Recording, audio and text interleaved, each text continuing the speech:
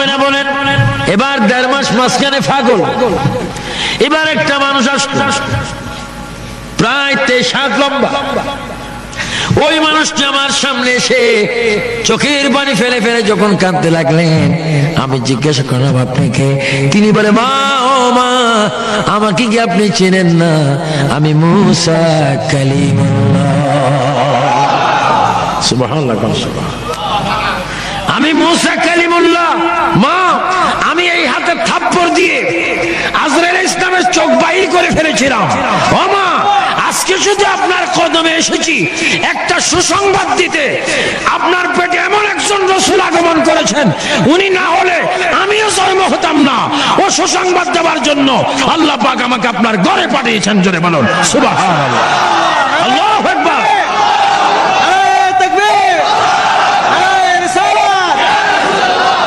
আল্লাহু আকবার বল, আল্লাহু আকবার। মুসা নবী বলেন, আমি হতাম না যদি আপনার গর্ভজাত সন্তান সৃষ্টি না হতো। এভাবে অনেক অনেক নবীদের আগমন। ইদ্রিস পয়গম্বর এসেছেন, হারুন আলাইহিস সালাম এসেছেন, দাউদ আলাইহিস সালাম এসেছেন, সুলাইমান আলাইহিস সালাম এসেছেন। সর্বশেষ একজন ব্যক্তি এসেছেন, উনি এসে আমার নবীজির মায়ের কদমের কাছে দাঁড়িয়ে আছেন। মা মেনা প্রশ্ন করেন, আপনি কে? মা, আমাকে কি আপনি চিনেন না? আমি ৪র্থ আসমান থেকে এসেছি। আমার মার নাম বিবি মরিয়ম। মাগো, আমার মা এমন একজন মা, যেই বিবি মরিয়মকে আপনার গর্ভজাত সন্তান আখিরি নবী আমার মা বিবি মরিয়মকে জান্নাতের ভিতরে শাদী করবে। জোরে বলুন সুবহানাল্লাহ, আল্লাহু আকবার। আরো জোরে আল্লাহু আকবার। আপনার পেটের ভিতরে আখিরি জামানার নবী, আমি যার উম্মত হওয়ার জন্য প্রার্থনা করে আল্লাহর দরবারে আগো কাঁদতেছি, এখনো কাঁদতেছি। ওই নবী আপনার পেটের ভিতরে মিলাদ হবে, আগমন করবে। ও সুসংবাদটুকু দেওয়ার জন্য আমি ঈসা রূহুল্লাহ আপনার ঘরে আগমন করেছি। আল্লাহ পাক এই খবরটুকু দেওয়ার জন্য আমাকে পাঠাই দিয়েছেন। নবী যেমন, নবীর মিলাদুন নবীও তেমন। আর আজকে অনেকে মিলাদুন নবী করে না। মিলাদুন নবী করা বেদাত। মিলাদুন নবী করা বেদাত না, মিলাদুন নবী করা ইবাদত। জোরে বলেন, মিলাদুন নবী করা কি? আপনি কি বেদাত চান না ইবাদত চান? জিকরুল আম্বিয়ায়ে, হাদিস শোনো, জিকরুল আম্বিয়ায়ে মিনাল ইবাদাতি ওয়া যিকরুস সালিহিন কাফারা। নবীদের জিকির করলে ইবাদত হয়। মা মানা বলেন, এত খবর শোনার পরও আমার পুত্র না আমার পেটে আছে, আমি মা খোদার কসম আমি নিজে বলতে পারি না। আপনারা বলুন তো দেখি, কসম দিয়ে বলেন, জুরাইনের এই 3 দিন ব্যাপী ঈদ মিলাদুন নবী সাল্লাল্লাহু আলাইহি ওয়াসাল্লাম উপলক্ষে 3 দিন ব্যাপী 13তম এই ইসলামী মহাসম্মেলনে বসে বলেন, আপনাদের কাঁধে 2 জন ফেরেশতা আছে কিনা? আছে। জোরে বলেন, কয়জন? 2 জন। সকলের কাঁধে কয়জন করে? 2 জন। কয় কেজি? নাই কেজি। কয় মন? কয় টন? ওজন নাই। এবার সবাই বলেন, আছে কিনা? আছে। বিশ্বাস হয়, কিন্তু মালুম হয় না। মা মেলা বলেন, মুসলমান তোমাদের কাঁধে 2 জন করে ফেরেশতা আল্লাহ পাক দিয়েছেন। কোরআনে বলেন, কিরামান কাতিবিনা ইয়ালামুনা মা তাফআলুন। আল্লাহ পাক 2 জন করে লেখনেওয়ালা ফেরেশতা আমার আপনার কাঁধে দিয়েছেন, কিন্তু আমরা অনুভব করতে পারি না। নূরের কোনো ওজন নাই। আল্লাহর নবীর মা আমেনা বলেন, আমার পুত্র নূরের নবী, নূরের কোনো ওজন নাই, এই জন্য আমি বলতে পারি না। পৃথিবীর অনেক ছেলে মেয়েরা মা বাবার কলিজায় লাথি মারে, আমার পুত্র মুহাম্মদ যতদিন আমার পেটে ছিল আমার কলিজায় পর্যন্ত একটা লাথি মারেনি। মা আমেনা বলেন, রবিউল আউয়ালের চাঁদ আকাশ আসছে। আমার পুত্র পৃথিবীতে আসবেন, সময় হলো। এবার জিবরাইল ইসলাম প্রস্তাব দিলেন, আল্লাহর কাছে প্রস্তাব রাখলেন। কে? আল্লাহ। আখিরি জামানার নবীর মা গড়ে একা একি, নবী আসবেন, ওনার খেদমতের জন্য কিছু ধাত্রীর প্রয়োজন। যদি আপনি বলেন তাহলে আমি জান্নাত থেকে নিয়ে যাব। আল্লাহ বলে, জিবরাইল তুমি সুন্দর কথা বলেছ, যাও জান্নাত থেকে বিবি আসিয়া, বিবি মরিয়ম, বিবি হাজেরা, বিবি হাওয়া, এই চারজন মহিলাকে সসম্মানে হযরত আমিনার ঘরে নিয়ে যাও। তারা যেন আমার নবী আসা মাত্র খেদমত করে। চিৎকার দিয়ে বলেন সুবহানাল্লাহ। মিলাদুন নবী, এটার নাম কি? মিলাদ নবী। তো নবীজির মা ঘুমাইলেন, আপনাদের অসুবিধা হয় না? প্রথম নারী আমার নাম বিবি হাওয়া। জান্নাতের ভিতরে গুন্দম খেয়েছিলাম, স্বামীকে হেরে কেঁদেছিলাম। ও মা, যেই নবীর নামে রসুলায় দোয়া কবুল হয়েছে, ওই নবী কিছুক্ষণ পরে দুনিয়াতে আসবে। মাগো, ওই নবীর খেদমত করার জন্য আল্লাহ পাক আমি বিবি হাওয়াকে আপনার খেদমতে পাঠাই দিয়েছে। আপনি কে? আমি বিবি মরিয়ম। আপনার পরিচয় কি? আমি ঈসা নবীর মা, আমি মরিয়ম, আপনার খেদমতের জন্য এসেছি। আপনি কে? আমি বিবি হাজেরা। আপনার পরিচয় কি? ইব্রাহিম ও খলিলুল্লাহর বিবি, ইসমাইল ও জবিউল্লাহর মা। আমি আপনার খেদমতে এসেছি। চতুর্থ নম্বরে মহিলাটা বেশি বেশি কাঁদতেছে। আপনার নাম কি? কাঁদছেন কেন? মা, আমি এই জন্য কাঁদছি, আমার নসিব ভালো গো মা। আমি ফেরাউনের পরিবার, আমার নাম আসিয়া। আমি আজকে ধন্য হলাম গো মা, আখিরি নবীর খেদমত করার সুযোগ পেয়ে। জোরে বলুন সুবহানাল্লাহ।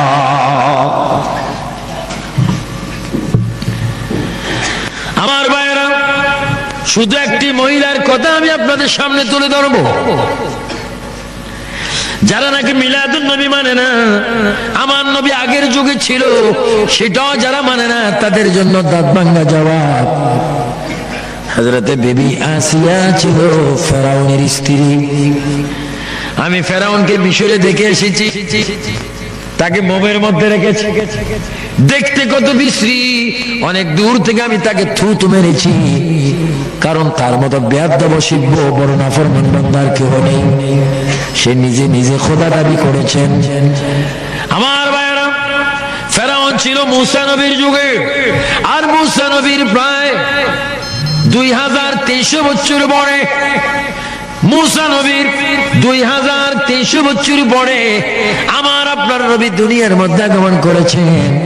তাহলে বুঝে গেল মূসা আলাইহিস সালামের সাথে সেই আসিয়ার সম্পর্ক সেই যুগে ছিলেন। আসিয়া কেন আমার নবীর ঘরের মধ্যে আসলেন? কিতাবের মধ্যে আসে ফেরাউন নিজকে নিজে খোদা দাবি করেছে, সবাই তাকে খোদা বলে স্বীকার করতেন। একদিন সে ডিক্লেয়ার দিলেন, আমার প্রজারা, আমি চাই তোমরা আমাকে শুনাই শুনাই খোদা বলবে, আমি তোমাদের উপর খুশি হয়ে যাব। হুজুরি বললেন, জানাব ফেরাউন, আপনাকে আমরা খোদা ততক্ষণ পর্যন্ত বলবো না যতক্ষণ আপনার বিবি আসিয়া আপনাকে খোদা স্বীকার না করবে। কি? আমার বিবিকে আমাকে খোদা বলেন না কেন?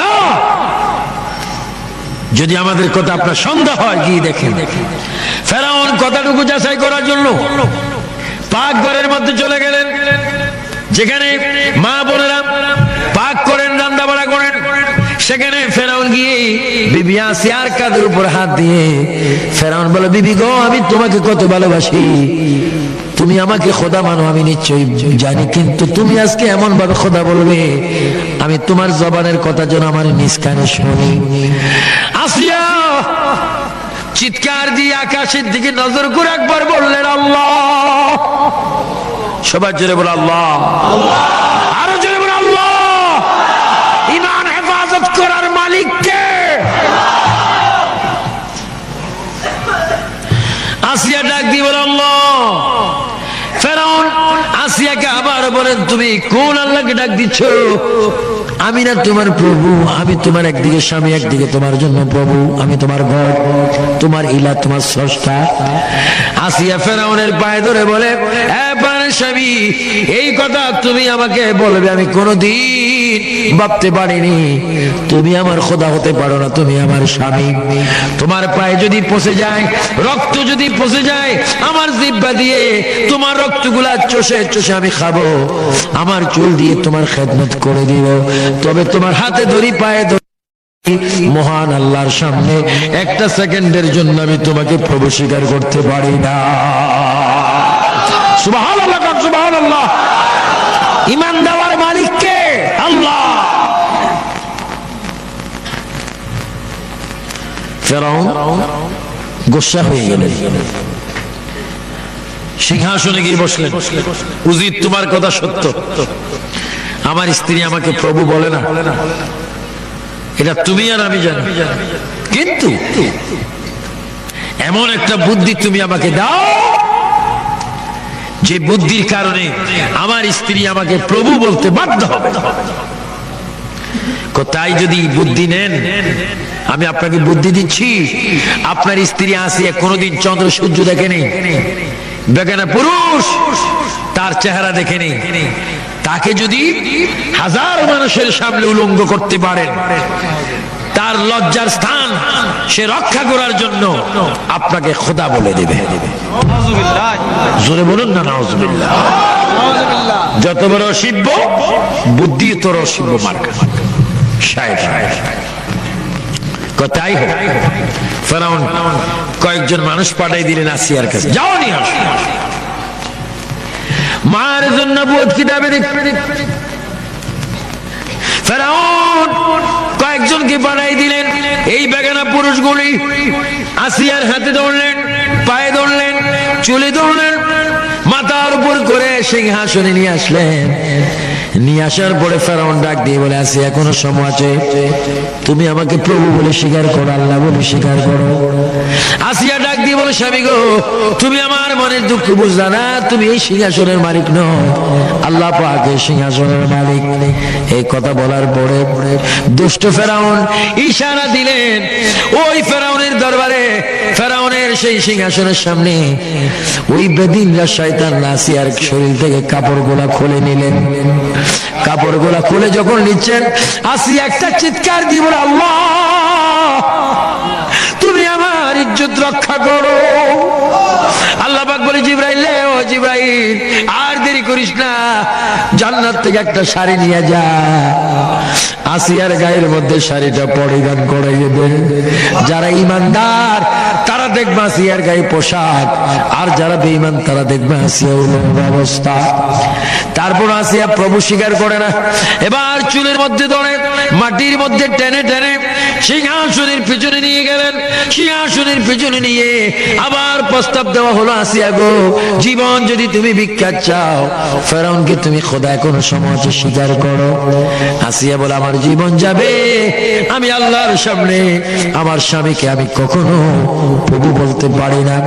এবার দুষ্টরা আসিয়াকে উলঙ্গ করে, দুই হাত দুই দিকে টান দিয়ে বড় একটি গাছের সাথে দুই হাতের তালুর মধ্যে দুইটা বড় বড় জলি যখন ফেরাক মারিয়া দিলেন, দুই পায়ের তালুর মধ্যে যখন দুইটা ফেরাক মেরে দিলেন, এবার হাত পাও টানা দিয়ে গাছের মধ্যে লটকি যখন রেখেছেন, কলিজা বরাবর একটা তীর যখন মারার জন্য এসেছে, আসিয়া আকাশের দিকে চিৎকার দিয়ে বলে আল্লাহ আখিরি জামানার নবী রাসূল আমার ইজ্জত রক্ষা করো। এই কথা যখন আসিয়া ডাক দিয়ে যখন বললেন, আসিয়া বলে আমি দেখতে পেলাম, হঠাৎ করে দেখি নূরের একজন মানুষ আমার শরীরের মধ্যে হাত বুলাই দিচ্ছে, আর আমি দেখতেছি ওই মানুষটা আমাকে বলে আসিয়া এখন আমি দুনিয়ার মধ্যে আসি নেই, আমি আখিরি পয়গম্বর মুহাম্মদুর রাসূলুল্লাহ সাল্লাল্লাহু আলাইহি ওয়াসাল্লাম, তোমার যন্ত্রণা সহ্য করতে পারি না, এই জন্য তোমাকে আমি মুছে দিয়ে গেলাম। আমার মা আমার পেট থেকে যেই দিন আমি দুনিয়াতে যাব, ওই মায়ের ঘরে তোমার আমার সাক্ষাৎ হবে। জোরে বলুন সুবহানাল্লাহ, আল্লাহু আকবার। আমার ভাইয়েরা, তাহলে বুঝে গেল সর্বযুগে, সর্বকালে, সর্বসময়ে, সৃষ্টির প্রথম থেকে আজকের দিন পর্যন্ত, আজকের দিন থেকে কিয়ামত পর্যন্ত আর সময় আল্লাহর নবী উম্মতের খবর রাখেন। জোরে কোন সুবহানাল্লাহ। এটা আমাদের বিশ্বাস হয় কি হয় না? আরো জোরে হয় কি হয় না? যেহেতু নবী রাহমাতাল লিল আলামিন। এই জন্য মা আমেনার গড়ে আসিয়া আসলেন। আসিয়া এসে, মরিয়ম এসে, হাজরা এসে, মা হাওয়া এসে খেদমত শুরু করলেন। কি? কেউ পাও মালিশ করে, কেউ মাথার তালু মালিশ করেন, কেউ পাখা করেন, কেউ পেটে মালিশ করেন। চার মহিলা মা আমেনার খেদমতে লেগে গেলেন। মা আমেনা বলেন, আমার পেটে কোনো ব্যথা নেই, নাপাক কোনো পানি নেই। হঠাৎ করে দেখি কুদরতি একটা অপারেশন হয়ে গেল। আমার দেশে সিজার হয়, বিকল্প ভাবে সন্তানদেরকে আনা হয়। আল্লাহর কুদরতি ভাবে নবীজি মা আমেনার সিজার হয়ে গেল। কুদরতি অপারেশন যখন হয়ে গেল, মা আমেনা বলেন, আমি দেখতে পেলাম জান্নাতের পোশাক পরিধান অবস্থায় আমার পেট থেকে উম্মতি বলে বলে শহীদ অবস্থায় আমার পেট থেকে আখির জমানার নবীর মিলাদুন নবী হয়ে গেল। আল্লাহু আকবার বল। আল্লাহ। এই মিলাদুন নবী, এটার নাম কি? এই কথাটাকে এতক্ষণ পর্যন্ত বুঝাইতে আমি এতটুকু কথা বললাম, এটাই মিলাদুন নবী। নবী আসলেন, মা আমেনা বলেন, আমি দেখতেছি পৃথিবীর অন্যান্য সন্তানেরা মায়ের পেটের সাথে নাভির সাথে সম্পর্ক থাকে। আমি দেখতেছি আমার পুত্রের নাভি কাটা অবস্থা, খতনা করা অবস্থা, সতর ডাকনা অবস্থা, চুন আশ্রানো অবস্থা, চোখে সুরমা দেওয়া অবস্থা, নখ কাটা অবস্থা, জান্নাতের পোশাক পরিধান অবস্থা। শুধু তাই নয়, এবার দেখতেছি আমার পুত্র মুহাম্মদ বলতেছে, রব্বি হাবলি উম্মতি, আল্লাহ রে, এই মাত্র মার পেট থেকে আসলাম, প্রথম দাবি জানাইলাম, আল্লাহ হয় আমার উম্মতের গুনাহ মাফ করে দাও, আর যদি উম্মতের গুনাহ মাফ না করো, আমার সকল উম্মতকে তুমি আমার হাতে দান করে দাও। আরো জোরে বলেন সুবহানাল্লাহ। কুল কায়নাতের জন্য, সমগ্র সৃষ্টির জন্য, সমগ্র আলমের জন্য আল্লাহ পাক আমার রাসূলকে রহমত করে প্রেরণ করেছেন। সেই নবীর রহমত যদি আমরা পেতে হয়, আল্লাহ রাসূলের দুরূদ শরীফ আমরা বেশি বেশি পড়তে হবে। আল্লাহ পাক যেন আমাদের সকলকে রাসূল পাকের দুরূদ শরীফ বেশি বেশি করে পড়ার তৌফিক দান করেন। উচ্চ স্বরে বলুন আমিন। আরো জোরে বলুন আমিন। তাই আমার ভাইয়েরা, আমার বাবারা, আমার বয়স ক্লাবের ভাইয়েরা, আপনাদের কাছে আমার আকুল আবেদন থাকবে, রাসূল পৃথিবীতে এসেছেন নামাজ নিয়ে, নামাজ রেখে গিয়েছেন। আমরা নামাজটা ঠিক মতো পড়তে চাই কি চাই না? একটু হাত তুলে ওয়াদা করেন, নামাজ পড়তে চাই কিনা? সব ভাইয়েরা হাত তোলেন, বলুন আল্লাহ। আরো জোরে আল্লাহ। তুমি আমাদের সকলকে পাঁচ ওয়াক্ত নামাজ তোমার ভয়ে, তোমার ভয়ে, তোমার নবীর মুহাব্বতে আদায় করা তৌফিক দাও। আমিন আমিন আল্লাহুম্মা আমিন। আমরা নামাজ চাই কি চাই না? কয় ওয়াক্ত? কিছু প্রাইভেট মুসলমান আছে শুধু জুমার নামাজ পড়ে, শুধু জুমার নামাজ পড়ে। এজন্য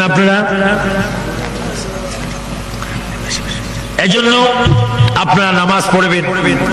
আর বিশেষ করে এই 3 দিন ব্যাপী মাহফিলে যারা সফল হবার জন্য টাকা দিয়ে, পয়সা দিয়ে, অর্থ দিয়ে, শ্রম দিয়ে সর্বাধিক সহযোগিতা করেছেন, আল্লাহ পাক আপনাদের দানকে কবুল করুক, আরো বেশি বেশি দান করার তৌফিক দেখ, মা বাবার গুনাহ মাফ হয়ে যাক। উচ্চ স্বরে বলুন আমিন।